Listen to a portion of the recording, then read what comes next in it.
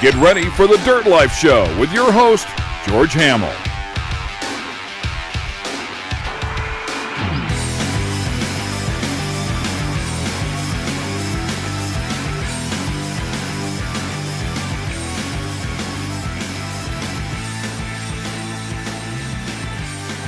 Yeah. Welcome to episode 155 of the Dirt Life Show. Stoked to have you guys join us tonight. It's going to be an awesome show. We have a ton of cool stuff to talk about today, man. It's going to be really good. It's going to be really good to catch up with you guys. A little bit after the Mint 400, we had tons of cool stuff that happened at the Mint 400. But today we got your winner and the overall winner in the trophy truck class, Eric Hardin. Thanks for having us at Hardin Motorsports, dude. Appreciate it. Thanks for having me. Thanks for being here. Yeah, it's cool, man. You got a good spot going here. And then, man, it's been a while since we've talked to Jason Merrill on the show. But fun fact, Eric, he was our first guest on the Dirt Life Show when we started the show. What's up, Jason? What up? Dude, it's been a while, but, man, I'm pumped to have you back on. And now we get to talk with your buddy. I know. Eric's a good dude. That's what I've been hearing from everybody. And thanks to all your guys at the shop, Robert and Caden, for helping me out. Like, just such a cool atmosphere over here at Hardin Motorsports. I'm Georgie Hamill, your host of the Dirt Life Show. We're going to have some fun tonight. We got some cool questions to ask Eric at the end. But mainly I want to talk about some cool stuff, man. I want to talk about life in general, right? So life can take a lot of drastic turns. For good or bad. It's how you deal with these things, these turns that push you forward and defines you. Our guest tonight has fought through some very tough times, but has always kept his sights on greatness. Never letting adversity win. He is a professional off-road racer, now a Mint 400 champion. Congratulations. But most importantly, he's never given up. Like I said, we got Eric Hardin here. It's really cool, man, to be able to sit next to you because we have a lot of the same, I don't know what you want to call it, perceptions of life. And I want to talk with Jason about that because Jason's shown me a lot of stuff when I was racing with his team about how to think about certain things and put them out of the way so that you can accomplish your goals. So that's one of the subjects that I want to talk about today. And I think it's going to be really cool for the kids. I know Caden Danbury is watching, so it's going to be cool to talk with all the kids and all the people that are watching as well. So let me get through the sponsors real quick, and then we'll get into it. Let's see here. Thank you to everybody at KMC Wheels. You can head over to your local 4-wheel parts, grab some KMC wheels, and tell them that the Dirt Life sent you. Thank you guys at Maxxis Tires, always helping us out. We got some pretty cool stuff. We're going to be at the DP4 race this weekend, hanging out with Jeremy McGrath. His daughters Rowan and Bergen. They're going to be racing out there, so that's going to be a fun time. It's always cool to see the kids, right, boys? Absolutely. Thank you to the guys over at Motul. And if you got to get your rig ready for summertime, change your oil. Give some Motul in there. Shock Therapy, thank you very much. You can use the code DIRTLIFE. Get yourself some shock therapy parts. They just came out with some new stuff for the Pro R. There's a bump steer delete kit. I feel like that's going to be pretty cool. I want to throw that on our Pro R. Thanks to guys at JL Audio. Thanks to guys over at Evolution Power Sports. Zollinger Racing Products. You can use the code THEDIRTLIFE. Grab some Zollinger Racing Products, Vision Canopies, and Cryo Heat. All right, so let's get into it, boys. First things first. How was the Mint 400, Eric? It was unreal. Unreal for us for once. Well, you race quite a bit, right? Because you do the More Series, you do Best in the Desert stuff sometimes, right? And then now Mint 400? We've done a couple Best in the Desert races, over the last few years. We did the Blue Water Desert Challenge, I guess. That was a couple years ago. Mostly we only do the Mint and King of the Hammers the last 3 years, and we did San Felipe a couple years ago. Oh, okay. A lot of that stuff, like, you use two different trucks, right? So, Jason, we see a couple different trucks back here. Eric, maybe give us a little bit of an understanding of what the difference is between those two trucks. Yeah, the one in the back with the body on it, that's Frankie. Nick, who preps all the trucks and runs the shop, he named it Frankenstein because when we got it years ago, it was pretty thrashed and needed some love. So he had to rebuild the whole thing from scratch. It's an ID truck, and with Dave's help and Ivan's help at ID, he was able to turn it into a nice truck. So it's a good pre-runner. It just has a LS motor in it. So we end up we ended up racing a lot of the more races with that truck. And it all reliable kind of. I mean, we ended up racing it at the California 300 just because the course was so tight and technical. I thought a pre-runner would be fine for it, but it ended up blowing up the motor, so it didn't. It didn't end up working too well. So way to go, dude. It was reliable up until that, though. Have you ever driven a trophy truck, Jason? I've been in a lot of them. Yeah, just haven't driven one. Driven one. Yeah. Driven a Pro 4. Really? Yeah. Dude, how was that? That was fun. Would you ever do short course, Eric? I don't think so. I think that's a young man's game. A young man's game. Those guys are wild. I don't know. If you put Eric in there, I think he'd probably give everybody run for their money. Dude, yeah, totally. So the Mid 400 was good for you this year, and you used this truck. The difference between the two trucks is obviously the horsepower. The horsepower, right? Yeah. So Frankie, it works out good for the bigger truck. It doesn't have a name because it never won a real race, a big race. So we were waiting to name it. So we got to come up with something for her. But it's cool because what do you do with half-used brake pads? What do you do with worn-out rear gear? All these different parts that. So they're pretty much identical on the chassis and all the components and stuff. Yeah, exactly. So we're able to put all the parts when we're done with it on the bigger truck onto that truck. And dude, that makes a big difference. That's actually when Jason has a company called the UTV Wolfpack, and they had a race team when Lucas was doing the professional stuff, and that's what we would always try to do, right? Is always have interchangeable stuff. So that's a big deal, Jason. Yeah, we had 5 or 6. Actually, we had seven race cars that were all built the same. So if we ever had issues, we could swap parts. And then, the biggest thing that did help us, which, in racing, I think Lucas Oil was all about helping other people. And at the track, you would find people that were self-inclusive. They would just be by themselves, and they wouldn't help anyone. And then you come over to our pits, and we were always helping people. We had a Polaris. We had a computer scanner to clear codes.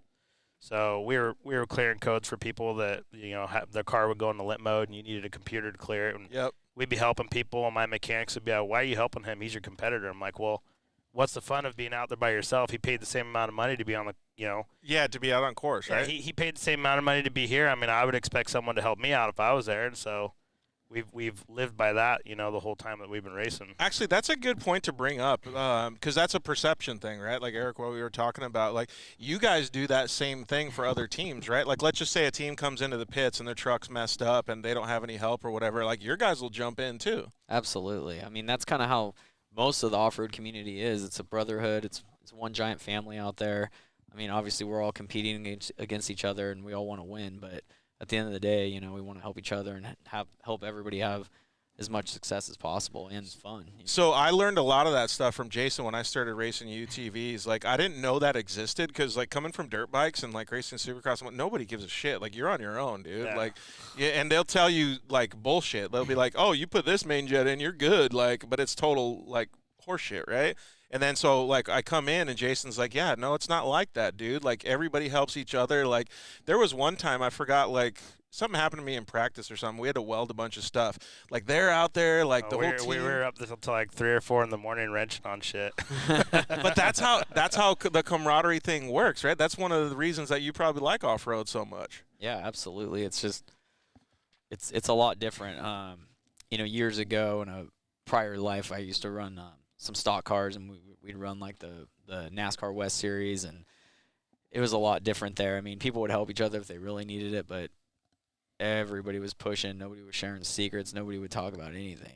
Yeah, I can get that, and I do understand the it. The secrets thing is different. You know what I'm saying? Like there's a point where obviously you having an advantage on someone is one thing, but helping people get back to the track is completely different. I had where that stemmed from me, and I'm not going to put someone on blast, but I raced King of the Hammers one year, and my crew didn't make it to one of my pits, and I wasn't going to make it to the next pit because I was going to run out of fuel. And one of the top, one of the bigger teams in our, that was sponsored by a big company, I went up and asked them if I can have some fuel, and I'm like, I just need like a gallon or 2 gallons just to make it to the next pit.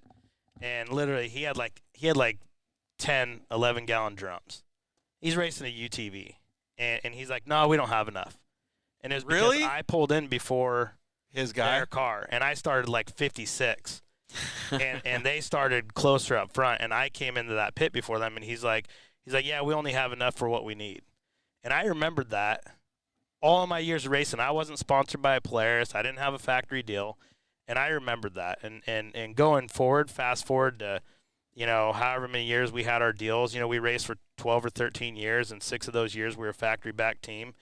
And I remember that, and I always told my guys, I said, if I'm out of the race, people need stuff, take it off the back of the truck, get their driver's license, tell them to send us back the part. Yep. If someone needs help and I'm not there yet, go help them. Yeah. If someone pulls in and they look lost, help them. Yep. Because they're there, and some of those guys, like, do that.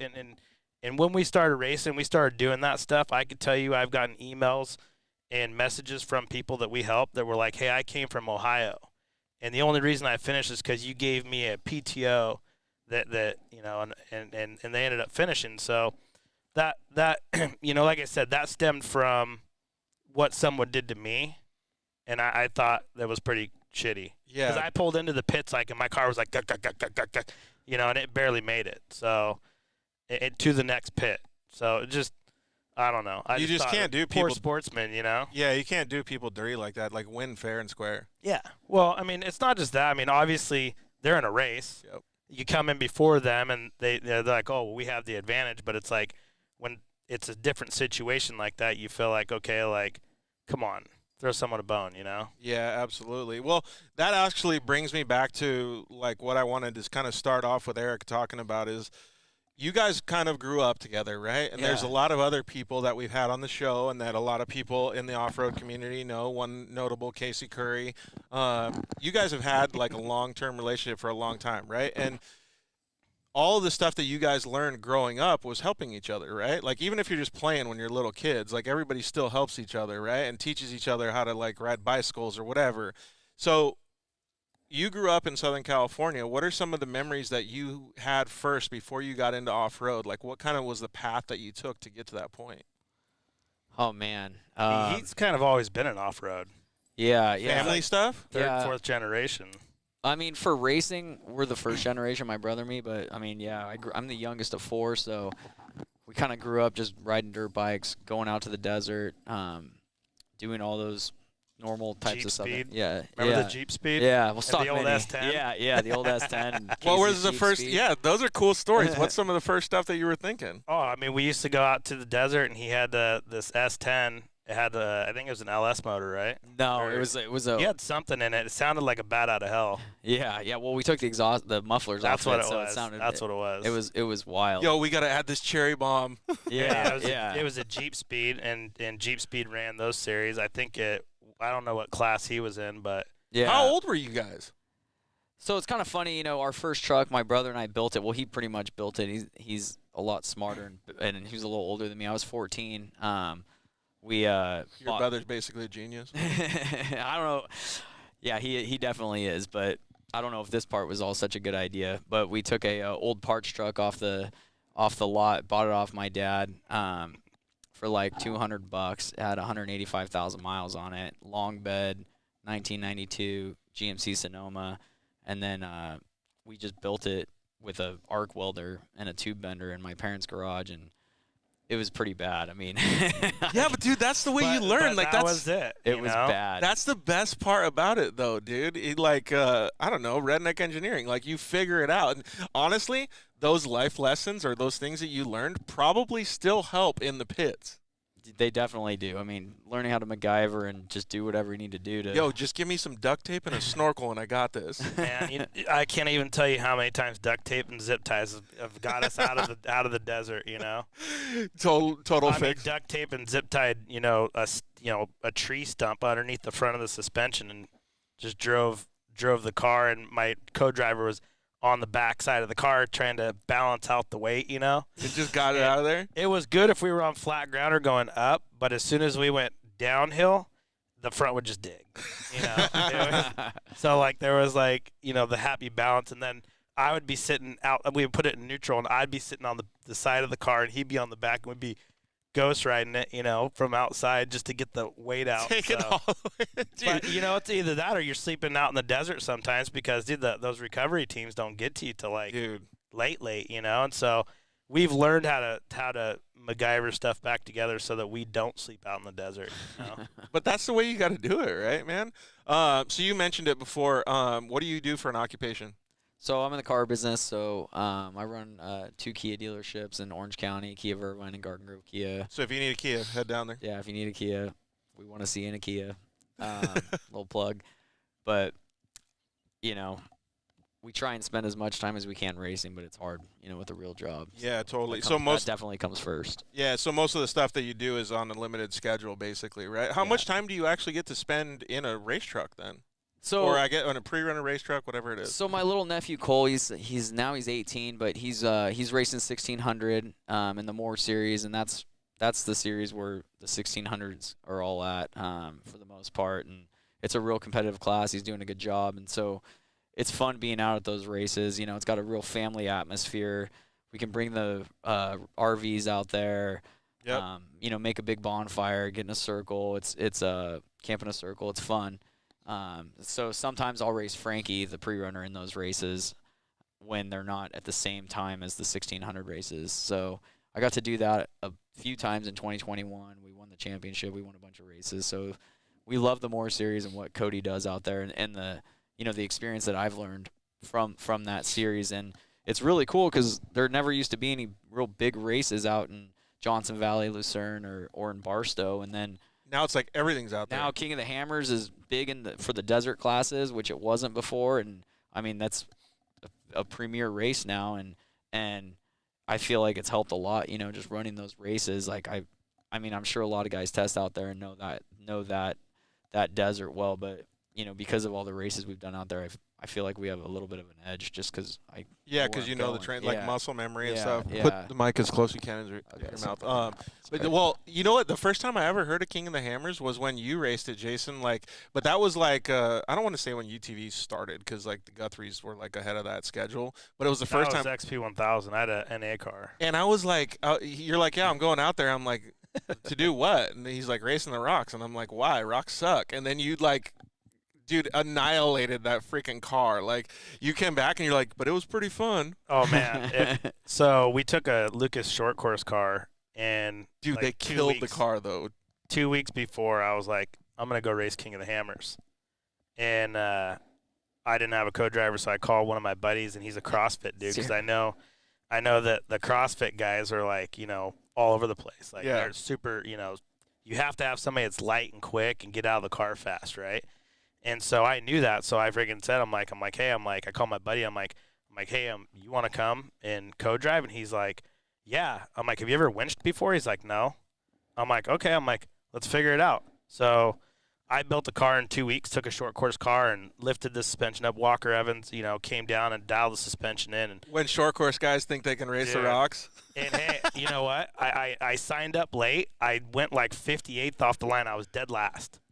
And I remember I don't even know all the hills, but I went by this one hill. It's called Sand Mountain. And I don't know where it's at on the track, but I had 4 stickers. They put stickers on each side. Yeah. And I went through Sand Mountain, and Rusty Baptist was there, and he's like, I'm trying to get up this hill, and he's like, dude, where'd you come from, bro? He's like, you're sitting third. I'm like, no way. I'm like, I'm sitting third. I'm like, dude, there's no way. He's like, you're the third car that's passed through. No way, we've really? only seen 3 cars. Did you know, but you would pass that many dudes? No. Oh, they were just we passed a lot of cars, but we, you know what I'm saying? We didn't know, maybe there was some guys stopped in pits, and, it was later on in the day. And where we ended up having our issues that race was we pulled into one of the pits and had to change an axle. And that put us down. And then we got stuck behind some people. But I could tell you one thing. If you race King of the Hammers, I see people get partners where they have these big dudes. They're 200+ pounds. Yeah. And they're sluggish, slow people. Dude, the guys that I had, the guy that I had in my car, he was 150 pounds wet, and dude was like a spider monkey. Yeah. And he didn't know how to winch, but we would pull up. But he could probably jump from rock to rock and we pulled up 10 minutes behind people, and my guy would bing, bing, bing, bing, and he would pass the dudes, and these fat dudes would be sitting on the rocks, oh, I'm out of breath. And my guy would be like, ding, ding, ding, hook the rope, and we winch past him. And it was like, and it was honestly, we had fun, but it was like one of those things, like we would be yelling at each other, and then the next minute we'd be like, oh, dude, we just blew by that guy, And then the very end of the race, we literally we get out of the car and walk to our trailers, didn't say a word to each other. Dude, that's perfect, though. And the next day, we come back out, and I'm like, what's up? And he's like, what's up? I'm like, nothing. And, like, it's like the awkward boyfriend-girlfriend thing, and he's like, so you want to race next year? I'm like, hell yeah. It gets that addicting. Have you ever done KOH, like on the rock race? Not or in the anything? rocks, no. Are you into it? Because, dude, like, I'm not a rock guy. Right. No, I mean, I was never a rock guy either. I really didn't have the respect for it, but now that we've been going out there the last 2-3 years, I mean, and it's the so commitment massive. these guys have, and the hills they go up and down. We hung out and watched Chocolate Thunder for a little bit, just at night watching, everybody cruising up and down, and it's a scene. It's a ton of fun. It keeps evolving though, like from when they had it with the 900s to the 1000s. Like they keep changing the course and it keeps. Well, now evolving. they're running 35s, like Kyle Chaney Yeah. and the Miller brothers and stuff, dude. They run 35s and they don't let off. They're No. wide open the whole time. Yeah, and there's a lot more cars too. I don't know how many cars there were in the last one, but when I raced it, there were 58 cars, and I think 2 finished. And That's it. Yeah, and they extended the time, which I think was a crappy thing for them to do at the time. But KOH changes the rules as they go. They added an hour onto the race. We were told that the race timed out, so that one of the refs is like, hey, you got to turn around and go back. Oh, what? And so then later that day, because they didn't get a full podium, they extended an hour onto the race. Oh, because they needed some people to finish. They needed enough people to create a podium, so they knew an hour would fit that. Hey, let's throw a shout out real quick to Kate and Robert over there. They're helping us and getting everything ready. Appreciate your guys' help. Do you think that you would ever do that though? Like, actually, you know what? Before I ask that question, are you a big UTV guy? Not really. No. I mean, Big truck guy? I think they're cool. I think they're really cool. I had a Razor a few years ago, but I broke it all the time. So There's a dude that can help you get in one of those right next to us, right? Right. He breaks a lot of stuff though. He's lead foot. He's hard on it. Yeah. Sorry. Yeah. I mean, we all are, but Well, yeah. So it's kind of cool. Like we're talking all these stories like coming up. Like, did you have anything like when you started racing that you really remember? Like one race that you were like in the zone, or that you broke down, or just something like super cool? Because you didn't always drive trophy trucks. You came through the ranks, right? We came through the ranks, and it took a long time to get through them. We took our time. We spent 5-6 years in Class 7, 7S, 7 Open, as that class was evolving. I think we stopped racing that in 2004, and we broke everything. I mean, it got really frustrating in that class. I wish we would have been in like a buggy or something that was more made for the desert and a little bit more refined. But was it just because you drove it too hard, or just because the? We drive it hard, it breaks. You drive it slow, it breaks. Yeah. I mean, we never finished the bottom 1,000. We tried like 5 times, and there'd always be something broken. But we learned, and that's where we really learned how to MacGyver things and learned how to crash really well, doing through all that. So got not all of them out of the way, but a lot of them out of the way. Well, like talking about series. learning, like when you see, like, I don't know if I'm reading between the lines too much here, but like Jason has taught me a lot about all this off-road stuff. But like when I hear you talking about that not being able to finish a Baja race, there's a lot that goes behind that. Like, I don't know how to explain it, but basically what I'm trying to say is you learn so much subconsciously about how to live life, right? Because you're at your lowest, then you cross the finish line, and you have this like relief, or you're at your highest if you win. Like, there's so many different ways to look and perceive all that stuff. It teaches you a lot in life, and you've done it for a long time. Jason's done it for a while. Now when you get to be able to be at the top of the podium, like those things are super meaningful. Yeah, are you kidding? Absolutely. It's like, it's unreal right now, to come out of the mint like that with such a great, like just an awesome win, unexpected as a dark horse. So after all the stuff we've been through, Well, let me ask you this. You just said unexpected. Jason, like, Not unexpected. Yeah, that's what I'm saying. Like, like the announcer's like, oh, Eric Hardin. I'm like, what do you mean Eric Hardin? I'm like, it's Eric Hardin. Eric's been racing Thanks for correcting. He's been racing since we were in high school. So I corrected it on the live stream too. So. He's not new to racing, and what people don't understand is like from the outside, it's like, oh, this guy just popped out of nowhere and won the Mint 400. They don't see the years and years of like blood, sweat, tears, away from family, missing work and busting your ass to actually get that first place Mint 400 trophy. And people are always like, oh, well, what did you win at the race? And I'm like, a trophy and a couple grand. And you're like, that's it? Yeah. And I'm like, how much did it cost to get there? Like, doesn't matter. Yeah.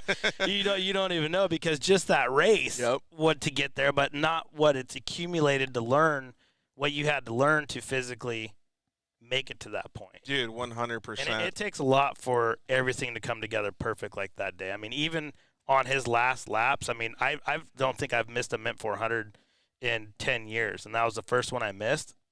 And I was at my house watching the helicopters, and honestly, I think my adrenaline was probably running as hard as his was, because I know what it's like to be on that last lap, and everything has to work. I mean, even 2 miles from the finish, people get flats or something goes wrong, and it's like, and you were that close, and then you get to sleep and dream about being that close, but you pulled it off, and that's what's awesome. Yeah, it's pretty gnarly, right? Like, well, actually, tell us from a first-person perspective, like, what were you thinking during the race?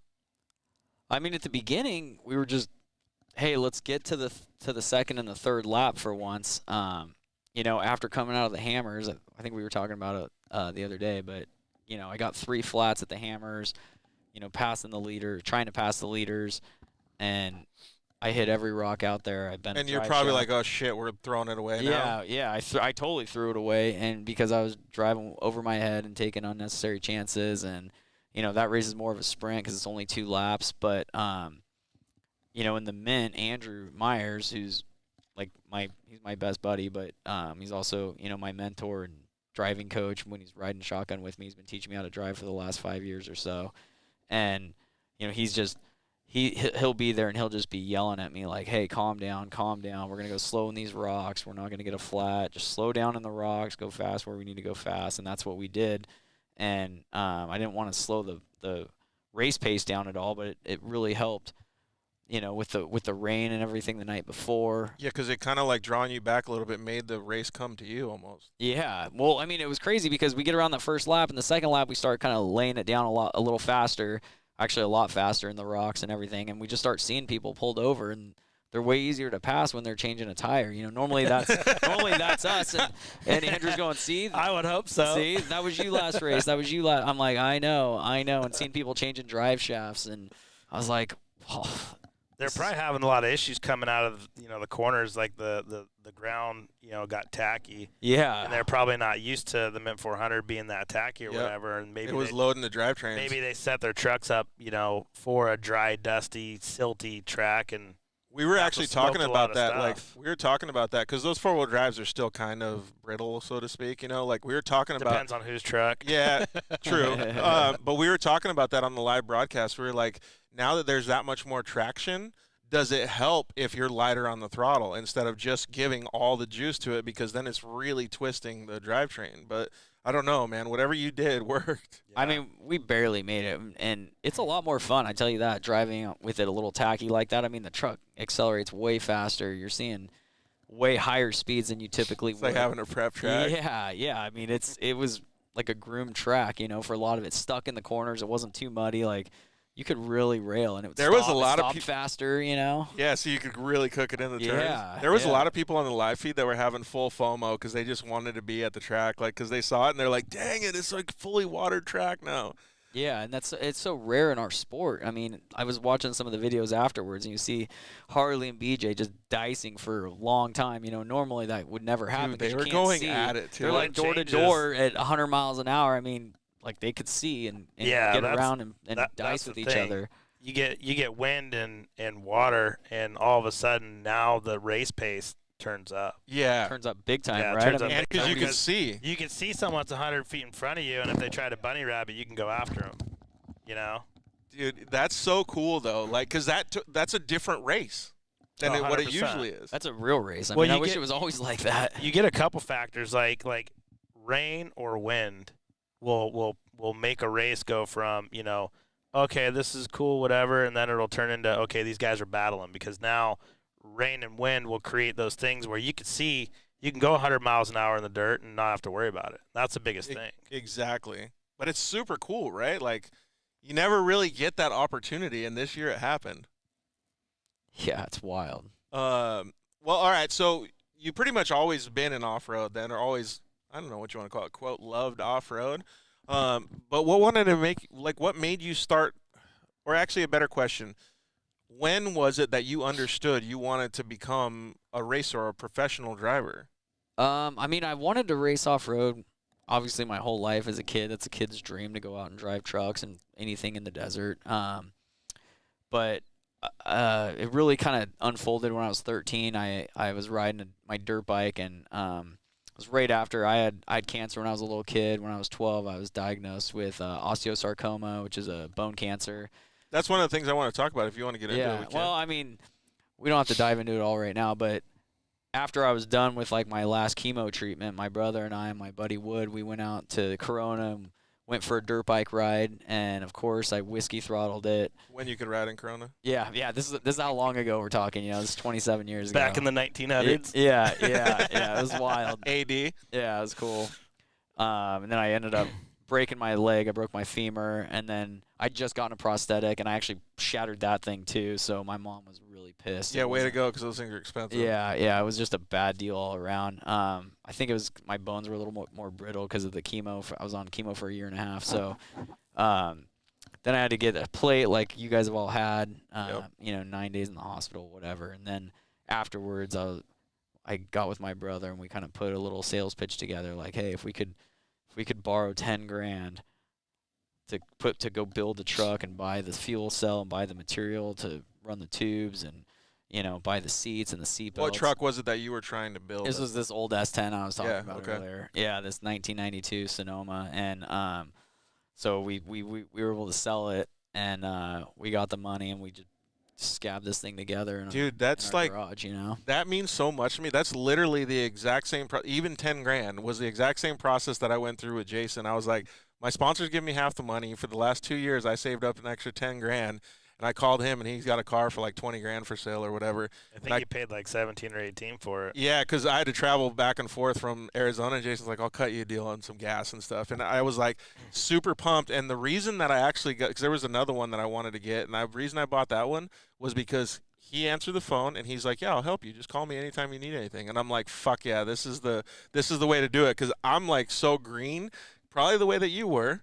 And I'm like, I don't know what I'm going to do. I'm going to show up to the track like an idiot. And then he guided me through the whole process, like totally mentored me. So it kind of sounds like you went through the same thing, because you planned it out, got with your brother, and started like structuring it all together. Yeah, but I mean, if you have the opportunity to stand on the shoulders of giants like Jason or something, that really cuts that learning curve down. You just boosted his ego so much right there. We're racing. We're I should racing. take the giant part back, but We're racing glorified golf carts. You're racing trophy trucks. There's a little bit different. But I totally get what you're saying. We are the power to weight ratio. Like what UTVs are now today.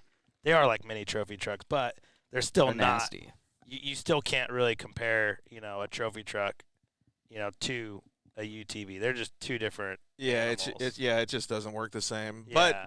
But fact is, they are getting, up there. it's They're going to be a insane. little while before a UTV overhauls a Baja race. I don't know. I've heard a lot. I've heard a lot of people over the years. Even when we first started, racing the Lucas Oil Series, when we brought that, Yep. the UTVs to the track, and we were made fun of. They were like, "Oh, no one's gonna come watch that." Dude, I That's remember there stupid. was sometimes in our stock production 1000 class that we were close There to were Pro 2 times. 45 cars. Yeah, 45 cars, and we were close to Pro 2 times. Like, it was like we were No, getting I don't know if we were. No, the SR1s would run fast lap times, but not.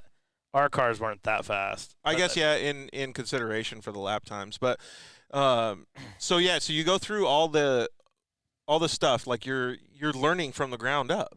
Yeah. I mean, I think we made pretty much every mistake you could make. But I guess that's part of learning, I mean, That's one of the best parts. I mean, at the time, it probably doesn't seem that fun, but like understanding all that stuff is a necessity for continuing a good career at it. And finishing races. 100%. Like that truck, he said, Frankie, he probably knows how to tear that whole thing down. Yeah. Well, I mean, because you've had to. I can tear it apart. I don't know if I can put it back together. Because out of necessity, though, like you learn how to do things. It's like one of the things that I did. Like my co-driver was also my mechanic. Right. Yeah. And there was a reason for that, so I didn't have to get out of the car. Yeah. Good point. Yeah, but if it comes to let's just say for whatever reason that you didn't have an opportunity to have somebody help you, you would figure it out. And that's one of the things that I'm trying to say is like you learn so much going through these processes or whatever you want to call it in off-road that you have to figure stuff out, right? Doesn't matter what it is, you'll make a decision to move forward and progress. Yeah, for sure. 100%. And those types of things, I think those are really key components in life in general, right? Like, maybe you didn't know, just like I didn't. I was naive when I went through all these different injuries, but you're being taught something that is a good life lesson, right? And a lot of kids don't get the opportunity to live those life lessons. Jason's kids do. A lot of the people that you're around do, like your nephew does. Like all of these different things happen, and it tunes people up to be better human beings in general. And I didn't know that stuff when I went through all these things, but now as I get older and I understand the things that I went through, I really appreciate the fact that I learned all that stuff.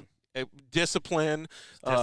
Yeah, all that stuff. It just makes your whole life different perspective. You have to be disciplined to want to race. Yep. Because it is time consuming, and when you put that wrong bolt in and you don't tighten something correctly, and it causes your race failure, then you get to sleep and think about that the rest of the friggin' till the next race. Accountability. Dude, I can't tell you, for example, one of the world championships, Matt Martelli, he makes fun of me because one of the years I was behind RJ in second place and I ran out of gas 2 miles from the finish. In second place, I ran out of gas. Really? And Matt Martelli, I come in and he's making fun of me. The next year, again, I was in second place behind Ronnie Anderson. For some reason, they're always a little bit faster. And I stopped for gas.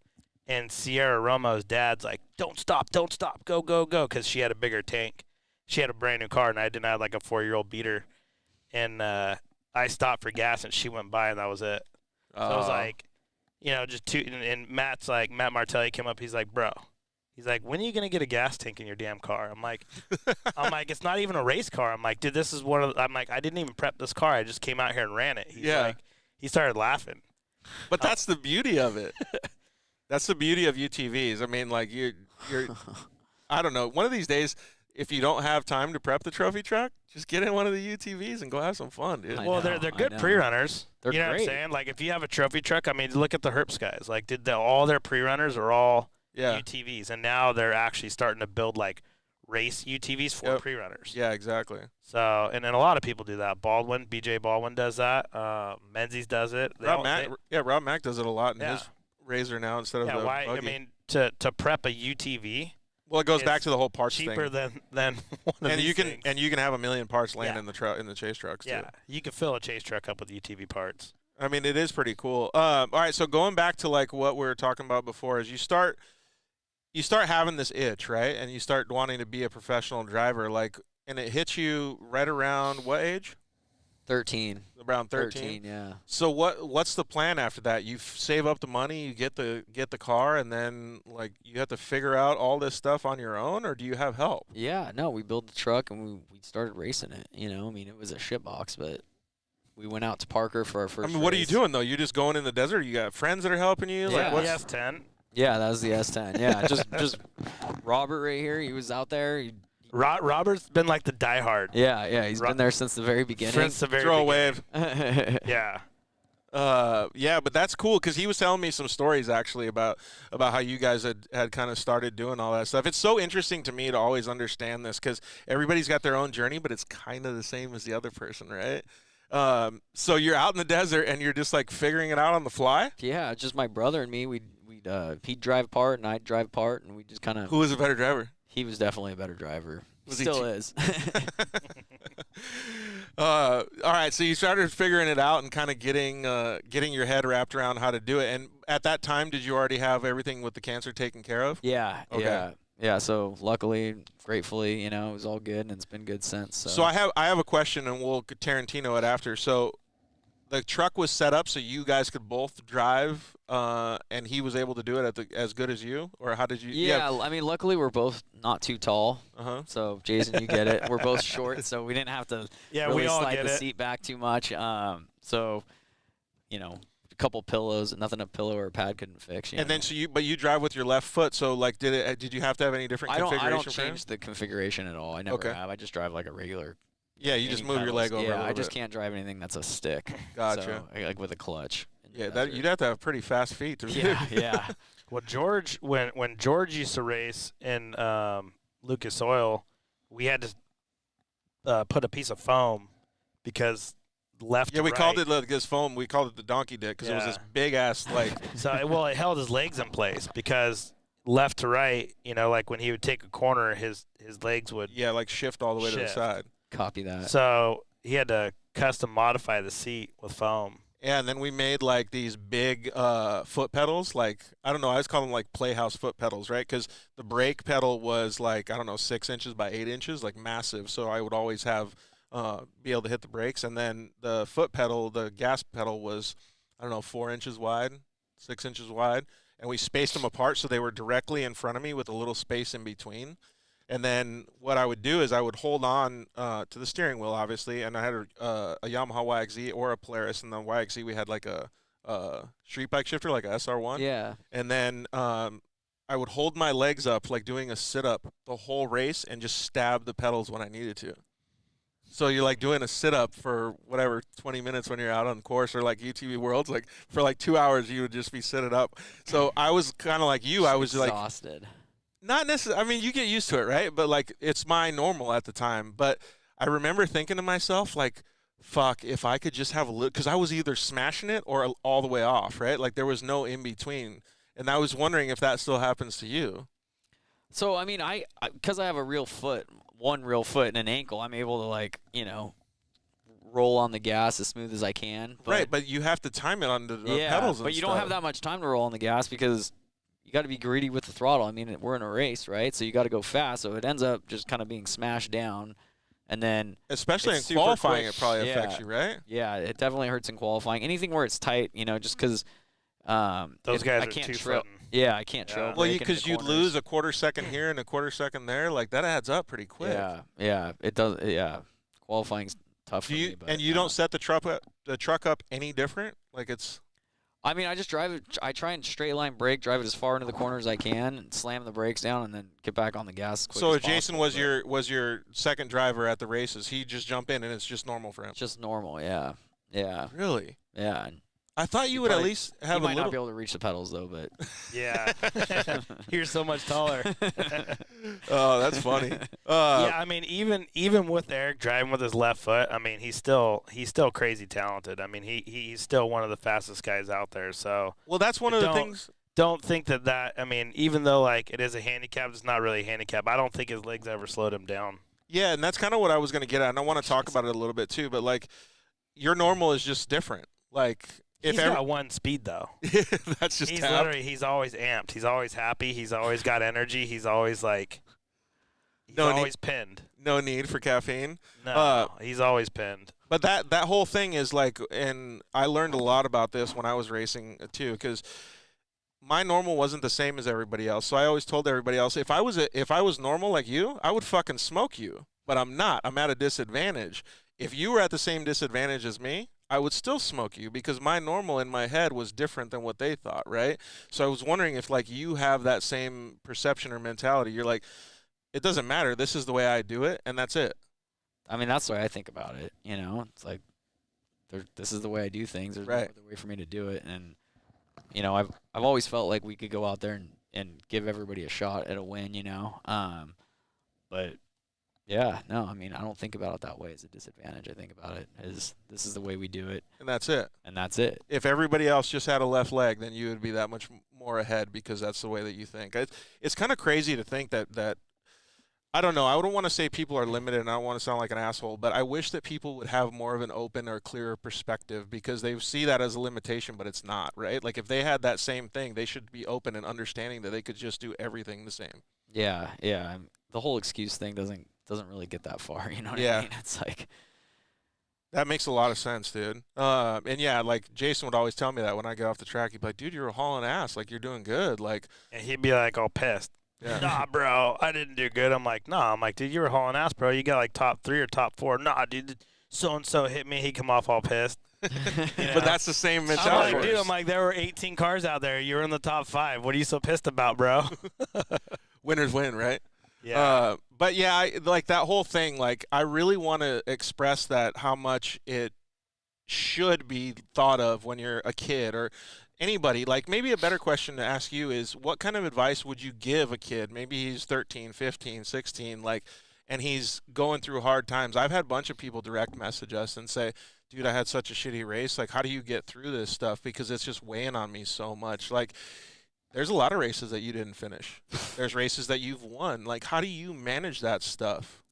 I mean, there's major peaks and valleys in motorsports or any type of racing. I mean, there's only one winner. You know, this isn't a football game or a baseball game where half the people win and half the people lose. I mean, there's only one winner every time you go to a race, and even the best guys don't win every race. Yeah, You know, Good point.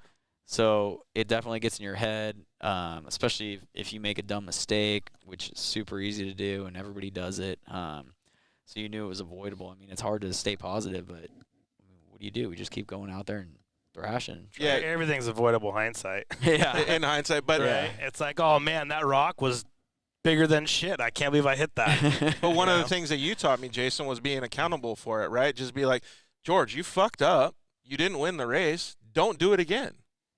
And that's what I think a lot of the kids maybe miss, right? Is It's figuring out the stuff like what you're talking about. So I'm gonna probably get yelled at by Caden on this one, but I just got done having the same conversation with Caden about some stuff. He hit a pothole in one of his cars, and there was a hairline crack in the arms, and he's like, hey, what should I do? And I said, hey, come on up to my office. I'm like, we should, at least gusset him and check out the fronts and do some stuff. And I made the same mistake on one of my races at the Mint 400, and I was super accountable for that one, and it stuck with me ever since. I rolled my race car at 75 miles an hour. I remember that we were scared that you and Ricky didn't oof. It was bad, and it was my fault. You know what I'm saying? Like, 100% I'll take accountability for it. We had some issues with getting some parts from one of the parts guys, and it was a factory part that failed. It wallowed out, and the ball joint just fell out of the bottom of the bearing carrier. And we just hit 75 miles an hour. Thank God we didn't, get up to speed because, at the time I think we clocked that car at 100 with Queen. With Queen Racing, we got that 2-seater up to 100, and we just clocked up to 75 miles an hour, and the car just started to hook. And as it started to hook, I just told my co-driver, I'm like, hold on, and then, we went end over end 8 times, and it was like a yard sale. I mean, shit's everywhere in every direction.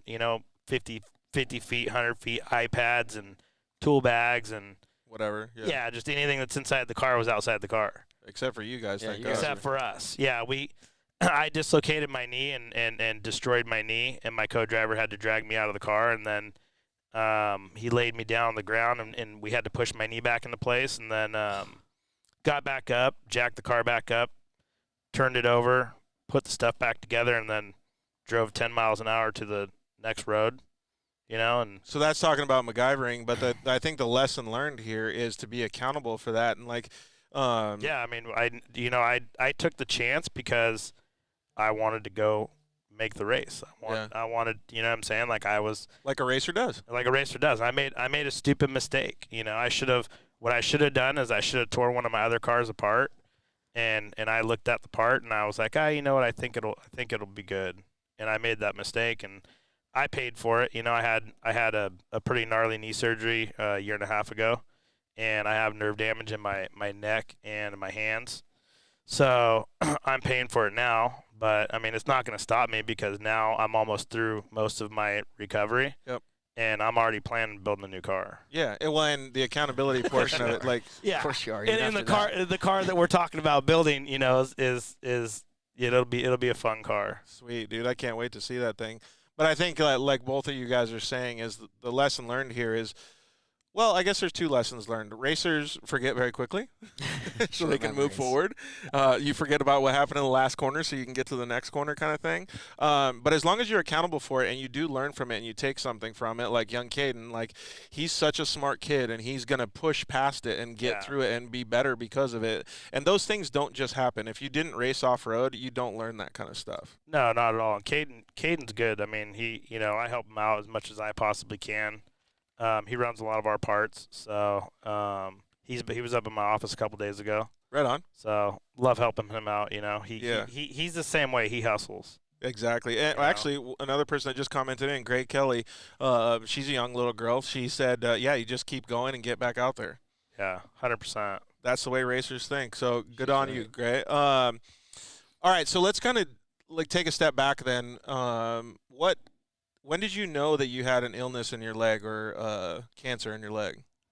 So I was 12 years old. I was just like any other kid, real athletic, playing hockey, riding BMX, doing all that type of stuff, riding bikes. And I had a bump in my shin, on my right shin, and then I kept complaining about it. We went to the doctors. Anyways, they said it was shin splints, tendonitis for a long time. And then 9 months later, I went and saw a specialist, and he's like, "Oh no." And that was on it. Oh, that misdiagnosed. Dude, I hate hearing that. Yeah, it happens. But that was on a Tuesday. It still pisses me off, though. Yeah. Well, I mean, it happens a lot more often. Yeah, it's hard they misdiagnosed my grandma, and she died of breast cancer, so. Shoot. Yeah. Horrible. Well, so they finally get it right, and they diagnose you. Like, what's the move? Because, dude, you're a young kid. Like, that's got to be, like, life-changing. Yeah, I mean, it happened real quick. That was a Tuesday, and then the specialist, Dr. Eckhart was his name. He's in UCLA. He only saw people on Wednesday, so we were able to get in, luckily, that next day. And then he was like, hey, we're going to do a biopsy on Friday, but we're most likely going to cut your leg off. And they just told us right then. That's the only option at the time? Yeah, I mean, he's like, that's most likely what we're going to need to do. You're like, we got to be proactive on this whole thing. 12 years old? Yeah. Were you scared shitless?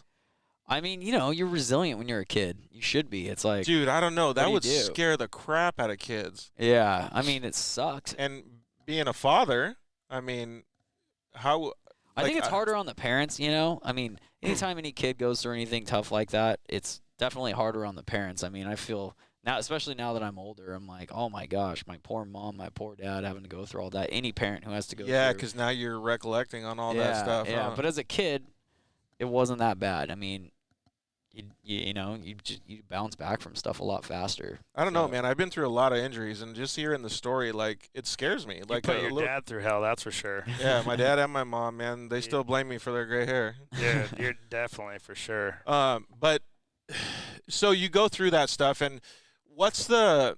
Because this is kind of the theme of the show I'm kind of feeling like right now is we're talking about camaraderie, people helping each other and stuff. So does the whole family like bond together and they're giving you positive reinforcement and letting you know it's going to be okay? Or like how does it work? Oh, yeah. My whole family, I've got 2 sisters and a brother. And, I mean, we're still super, super close. We were closer than ever back then. You know, I mean, that brings everybody together. So, you know, they were just super supportive. I'm the young. It's a lot easier being the youngest too. You know, you got a lot, you know, older, smarter people around you, so they're looking out and doing the work and helping my parents, and you know. But they're also learning from your interactions with them and stuff too. And to me, Jason, I wasn't around him at that time. You probably were spending a little bit of time with him at least. Like, did you see any change in his demeanor, or was he like the strong pick-me-up kid that was still like? He has the same energy he's always had. I mean, I remember when I think it was junior high school when they did diagnose you, right? Yeah. We're at El Rancho, but I mean, ever since I've known him, I don't think his attitude's ever changed. I think he's always been on a high. Was that something hard for you? Like, did you, or you just didn't know any different? At least I never saw like. Yeah. No, I mean. Oh, sorry. Go ahead. Obviously, I'm sure he probably. Yeah, was there nights like in bed when you're just like? Oh yeah, of course. You don't feel good, so you're sick, you're puke. I mean, it's no fun going through all that stuff when you're. Does it fuck with you mentally? Well, I mean, once, like they nuked me with chemo for 9 months, and so that first 9 months was the worst, and then, like, I was just dragging this leg around that I knew was sick. I couldn't walk on it. I couldn't do anything. I was like, dude, just cut this thing off. Like. Oh, so it didn't work at all? Well, I mean, I couldn't. It was too weak to put weight on because it would break. So. Really? Yeah. So that when they first told me that week, I was on crutches for 9 months, and then once they actually did the surgery, which was really no big deal. I was looking forward to having it cut off. Once they did that, that was kind of like we rounded the corner, and now we're on the exit. Now we're on our way out. And dude, that takes a lot as a human being to be able to have that, understanding of life. Well, I mean, I didn't really understand it, I don't think, and that's probably the best part. I think that's why it's naive, easy being a kid because you don't understand, the depth and the severity of everything as much. For me, it was just like, all right, well, we're 9 months in. They cut my leg off. Now I got 9 more months, and then I can go out and hang out with my friends and be normal or be more normal again. So yeah, I get you. Yeah, and I think that naive part about it has helped me a lot too in life. As stupid as it sounds, you just don't know what you don't know, right? Yeah, just go forward. Just go forward. Yeah, it's pretty crazy though, and I commend you for having that attitude and being able to look forward to that. One of my buddies, Chris Ridgway, he used to be a professional dirt bike racer as well too. He had annihilated his ankle enough that it was just a complete mess. And he had to go into the doctors, and he was for I think 2 years or something. He said he was like, dude, I need this thing taken off. If this thing doesn't work, it's more pain and more of a hindrance to me. I need to get on with my life. And then so now I kind of see the same perspective that you were feeling. It's just dude, you know what? I could have a better quality of life and a better, I don't know, moving forward if I could just fix it. And that's how you fixed it. Yeah. I mean, and, of course they're telling me back then, it's really not that big of a deal. And I spoke to a couple people, who were older and successful and gotten through all that. And I was like, right on, this guy's normal. He's cool. He's doing great. This chick's cool, no big deal. And that's exactly what it was. I mean, being on crutches. Peer mentors, kind of? Yeah, they just come and talk to kids and stuff, and they just gave me some perspective on it, and they help inspire me, and it was just good to see that. And it's real world examples, so it makes it a lot easier to understand, right? Yeah. Yeah, dude, totally. Absolutely. I think that there's a lot to be said about those people too. As much as we talk about off-road giving you this opportunity and giving you a clear perspective, there's those people that still help, man. I love people like that. And then so it didn't slow you down at all? You were just... I mean, I couldn't play hockey anymore or ride dirt bikes, really. I mean, I could ride, but I sucked, No rear brake for you? Yeah, and it wasn't that fun, not being good. So I just didn't really want to focus on that. And, I mean, with age comes a cage, I guess, right? And then we kind of rolled into the truck stuff, and the rest is history. I mean, yeah, kind of like how we had just talked about. Were you when you first got in the truck to do the race truck stuff? Were you scared, or were you just I was dude, so I got scared. it? No, I was scared for sure. I was nervous because you watch all the videos. We're watching Robbie Gordon, all these guys. You don't know if you're going to be able to get that, that drift around the corner right. It looks cool. Crusty Demons and dirt's awesome. Growing up and all those things, but. Except for when Seth lands on all those people. Yeah. Makes a mistake. Yeah. Robbie's done it a couple times. He's landed on some crowds with his old sand trucks. Wild, man. Yeah. But you never know if you're going to have that knack, if you're going to be able to do it. And so do you just use that, I don't know what the plural for naive is, but you just use being naive, just be like, you know what, I'm just going to go for it. Yeah, you just go for it. Start driving it in and so that's exactly what I'm talking about. Is that's one of the things that I want everybody to understand is there's no limit, right? If you just want to go for it, you just go do it. That's what makes a good person, and that's what makes a good racer. Is just going out there and doing it. Got to jump in. Yeah. Yeah, I mean, I don't think it's ever slowed you down. I mean, I remember the one time when you had some jet skis, and you're like, dude, you wanna go run some jet skis up to Newport and back? And I'm like, sure. We go down to where do we go? Long Beach or Corona Del Mar? Yeah. Dude, that's far. No, Dana Point. Yeah. Really? That far? And we come out of Dana Point, and he comes around the corner. He's like, poof, he's gone. And he's not standing on the jet ski, he's sitting, and he's hugged up on this thing, and he's flying off these freaking the rollers, hauling ass. Really? And I'm like trying to keep up, and I come off a wave sideways, and I land, and it just launches me like 15 feet from the ski, and I'm like swimming up, and he like comes back around. He's like, "What are you doing, Merrill?" I'm like, dude, I just got tossed. We get back on the ski, and I get used to it, and we haul ass up to Newport, and then haul ass back. Dude, that's like. Yeah, like so the limits didn't exist in your head. But no, it didn't slow him down. Like I couldn't even keep up with him. About that. Dude, that's so rad though, and that's cool because that shows a lot of the people around you. I don't know if you experienced it while you were doing it, but a lot of your friends probably took motivation from you. I don't know about that, but without my friends, I wouldn't have been able to get through. There was just tons of support from them. Yeah, but I all think the time. you probably did support, like silent support that you didn't even know. Maybe, I guess. He does do some dumb shit. I remember one time I'm like, hey, we're going to be at Catalina on the big boat. I'm like, dude, come meet us. And like 12 o'clock rolls around, I don't hear from him. 12:30, 1, 2, I'm like, still don't hear from him. I'm calling him. He's not answering his phone. And the next day, I finally get a hold of him. I'm like, dude, where are you? He's like, we started hauling ass out there, and we saw a cruise liner, and we thought those were the lights of Catalina, so we followed it. And he ended up, where did you end up? Man, I can't believe you're bringing this up. he ended up somewhere far away. They ran out of gas. You didn't know where you were? No, this is a long time ago. This is like 2002. We were but literally, I 50 kept miles off of La waking Jolla. up. I kept waking up in the middle of the night. I'm like, dude, where is he? Like, he should be here by now, Yeah. We got lucky on that. You know what I'm saying? Like, he's like, I'm like, hey, I'm going to Catalina. He's like, yeah, dude, I'll meet you out there, bro, no problem. I'm like, on what? He's like, the jet ski. I'm like, at night? He's like, yeah, it's no big deal. Dude, that's like fearless. I can't, dude, I'm not an ocean guy. The sharks scare the fuck out of me. Yeah. I mean, you're floating on a jet ski unless you fall off. And there's That's what I mean. Yeah, you don't want to fall off Dude, at night. You don't want to run out of gas, Jason, as I know you like to run out of gas. So I do run out of gas. I've ran out of gas plenty of times. But everyone thinks like you fall off a jet ski in the middle of the ocean and the shark's gonna come up and eat you. It's like it's not even the case. I don't know. That's the way I think. I do a lot of spearfishing, and we'll be out there, and rarely do we ever see sharks. We do see them, but it's not like everyone, like, say you jump in the water, and it's like, oh, there's a shark. Yeah. You think about it, though, when you're swimming in the ocean. Oh, dude. I remember we were. There's some big sharks out there. I'm not even gonna play. The only ones I'm scared of are big makos. Like I feel like white sharks they'll cruise.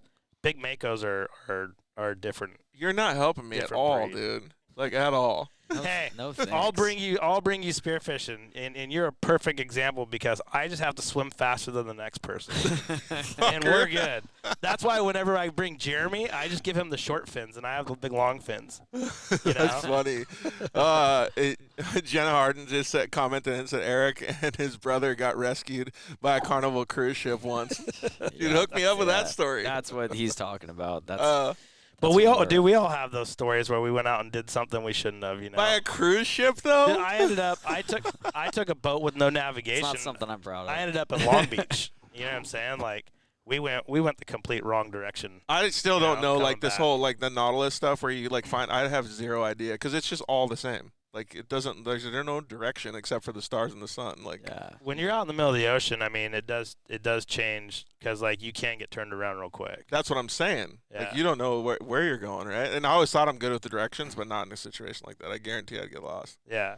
You get lost in the vortex really. But there's so many stories on a jet ski. That there's so many stories where like Eric, we went. Wait, how far was that cruise ship away? From the shore. Well, he was trying to. So we were trying to get to Avalon, which is 15 miles. Yeah. They cut through there's a thing called the 15-mile bank, which is where it is a tanker alley. So all the tankers cut through that between for like 2 hours. Once we got closer and we realized that it was that it wasn't a city and that it was a cruise ship, it was too late to go anywhere because our lights were flashing, on these 2 strokes. So.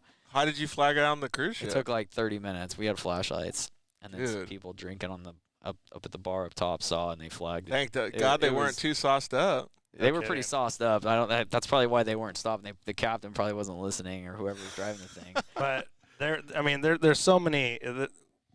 We can go into so many stories, but one of my favorite ones was it was me, Robert, Eric, and we were meeting Casey Curry. Casey's involved in a lot of these bad stories. We were going up and meeting Casey Curry up at Carbon Canyon. And I can't remember what truck he had. It was one of the pre-runners. That thing had a big boy motor in it. Yeah. Because we got onto the on-ramp, and we drifted the whole on-ramp, going all the way through. With big tires? In one of the big trucks. He drifted the whole corner all the way up, and he came out and see the lights, and he's like, "Are those lights?" And we tried getting away from him, and cop ended up pulling us over. And he's, what's that? Silverado or Holy Gems. Yeah, Silverado. And he's like, cop's like, "How fast were you guys going?" And Eric's like, "I don't know." He's like, "I don't know how fast you guys were going. I just know you were hauling ass," because he's like, "My face was down doing paperwork, and I heard you guys go by. And then I looked up, and you guys were already gone." And then we got out of that one. I don't know how. We talked our way out of that one. Barely. That one was close. That one was close. And we were hauling ass. He was driving. Then we get up, some chicks down there videotaping. Oh, really? And Eric, and she like puts the camera down. Casey, I think he stopped. Or he something. She got his license plate. He ended up having to go to court, but he didn't rat us out. He went to court for that, didn't he? Solid. What's the statute on that whole thing? I think it's up by now. We're way past that one. We technically didn't do anything illegal. That's right. Because you just dusted a girl out, you're good. Yeah. There's no proof. But but Casey didn't rat us out, so. Dude, solid, man. You got a solid group of people right there with you. I think she videotaped his license plate. I think he was driving like a Jeep. That's why he couldn't dust her out. It was like, he was a little underpowered. Yeah. Funny. And now you're out there winning the Mint 400, dude. Which one is better? You're right. Not getting a ticket or winning the Mint 400? They were both a rush, that's for sure. That night was fun. Yeah. I mean, we had fun. We didn't get. Yeah, I'm we got away surprised with it. we got away like twice, which was like rare, right? The cop and then that girl that was videotaping that got Casey, not us. Bringing up all these great memories. Dude, but those times are funny, and I guarantee a lot of the people that are listening or watching the show like have those same type of memories. Everybody does. If you guys do have those stories, let us know so we can talk about those as well. And if we don't get to it, send us in the direct messages too. All right, let's take a quick commercial break, and we'll come back in just a second. So sit with us, watch some commercials, give us about 5 minutes or so, get another drink, and we'll see you guys in just a sec.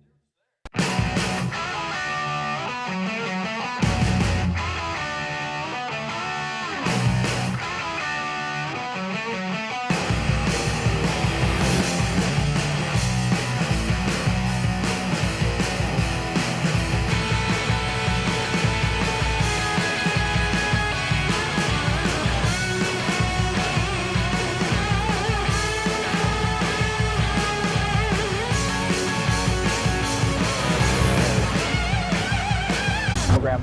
I mean, the consistency, the temperature that it holds, and the issues that we don't have while we're using that oil is self-explanatory. Motul Oil, they've been with us for over 12 years. They jumped on board with us with the 6100 race truck here, and Mint 400, and they've been an amazing partner with our lubricants. And really, it's allowed us to finish every race in 2019, and we're jet setting really well here for 2020.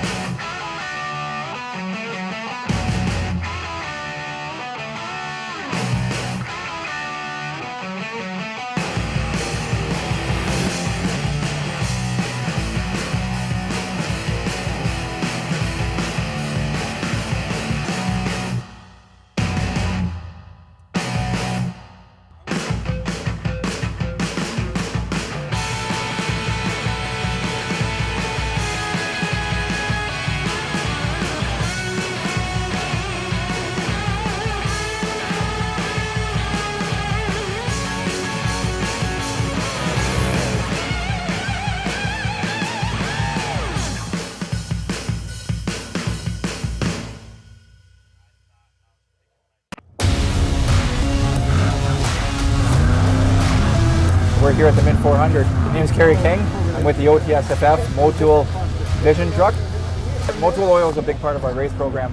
I mean, the consistency, the temperature that it holds, and the issues that we don't have while we're using that. 6100 race truck here, and Mint 400, and they've been an amazing partner with our lubricants. And really, it's allowed us to finish every race in 2019, and we're jet setting really well here for 2020.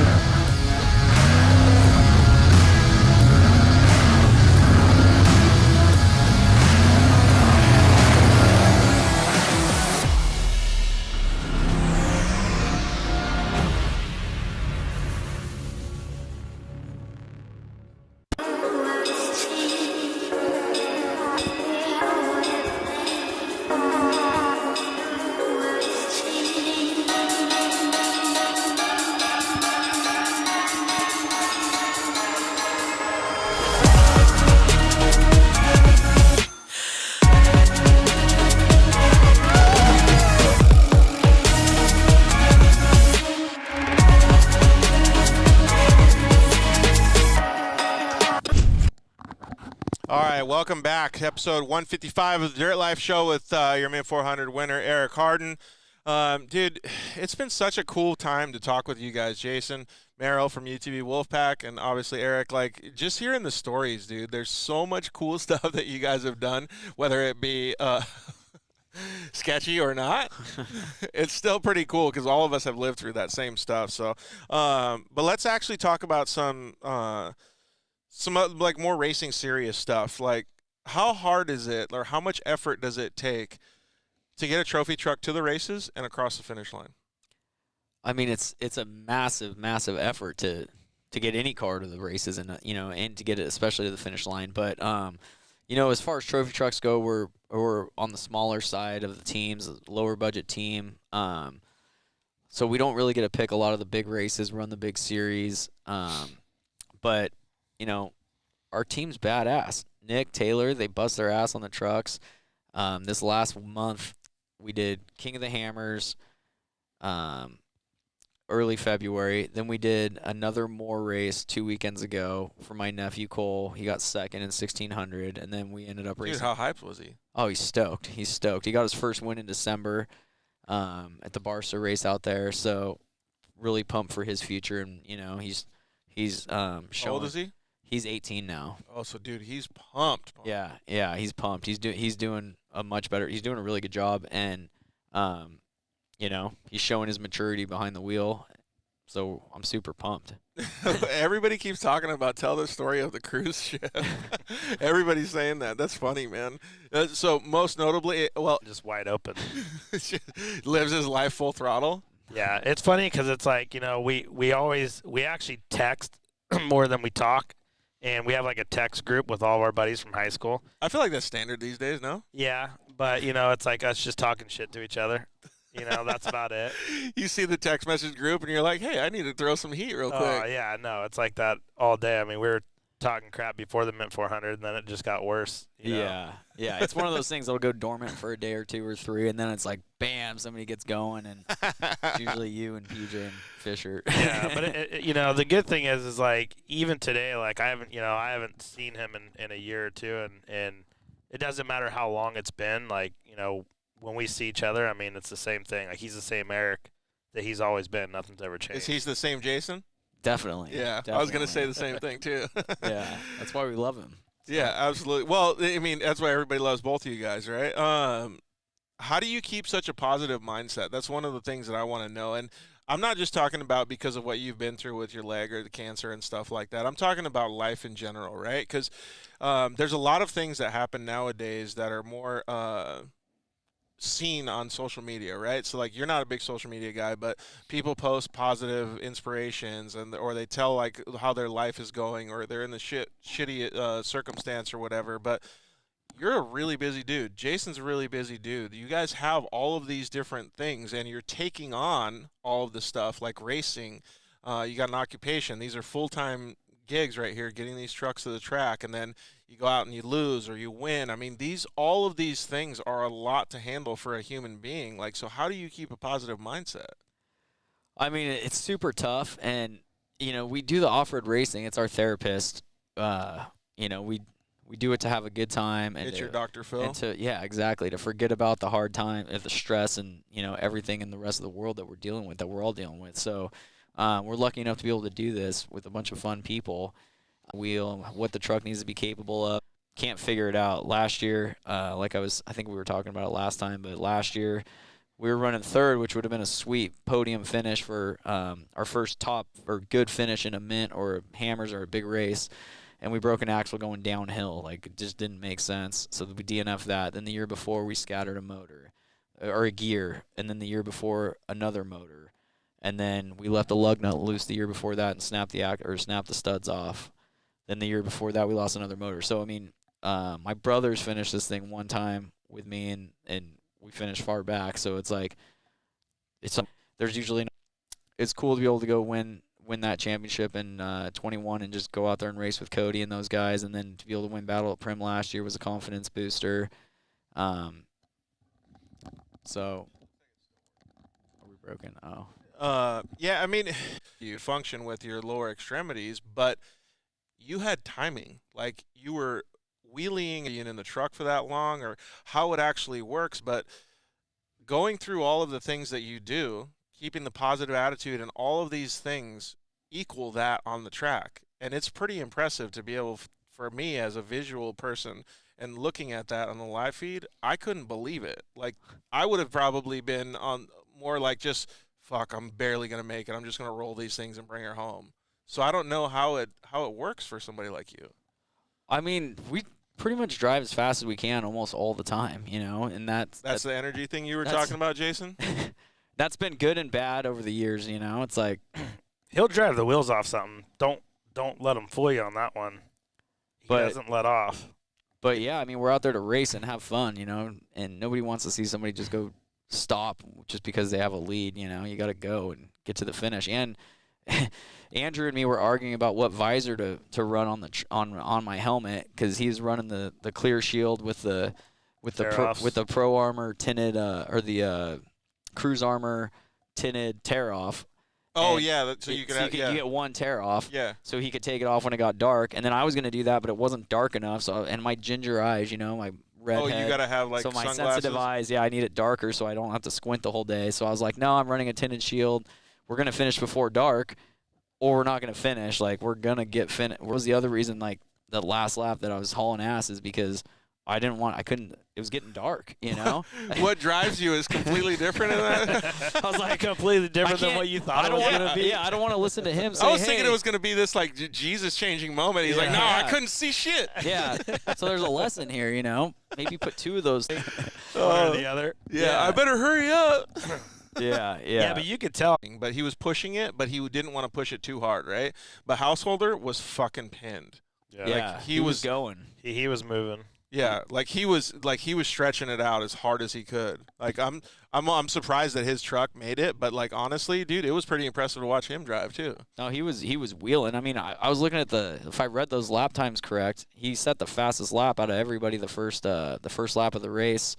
And I don't know how he did the other ones, but I mean, he was smoking it, you know, and that's when everybody was alive in the race and running, and it was pretty impressive. I mean, Adam's a good driver, and he can. I mean, we just saw it from him last month at the Hammers, getting that overall win, and he can go fast, and he can finish clearly. I mean, top 3 last weekend, and then winning the Hammers is. Dude, yeah. He's no slouch at all. He does great. Yeah, he's really cooking it, man. It was cool to see. And I like the way that it was a battle to the end, right? Like, if you did have a mistake or if you lost a tire or something, like, you were giving up a lot, and he would have been able to come up. Absolutely. No, I mean, those guys can lay it down, and I mean, we were yeah, we really grew up tight. We grew up with Harley too. Yeah. He's awesome. Harley's from high school too. It's kind of crazy. He went to a different high school, but we grew up with him. You guys were all so close, right? Yeah. It's kind of crazy, man. Like, do you guys ever think, like, how you guys all ended up here?